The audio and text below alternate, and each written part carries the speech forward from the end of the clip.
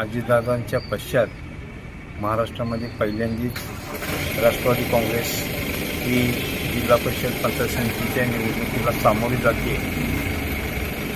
मला विश्वास आहे की ज्या पुरोगामी विचारसरणीवरती दादांनी गेली 30-40 वर्षे या महाराष्ट्रामध्ये काम केलं आणि ज्या काकांनी या मतदारसंघाची पुनर्रचना विकासात्मक रचना केली, या सर्व गोष्टीला लोक प्रतिसाद देऊन राष्ट्रवादी काँग्रेसला जिल्हा परिषद आणि पंचायत समितीमध्ये बहुमताने निवडून दिले.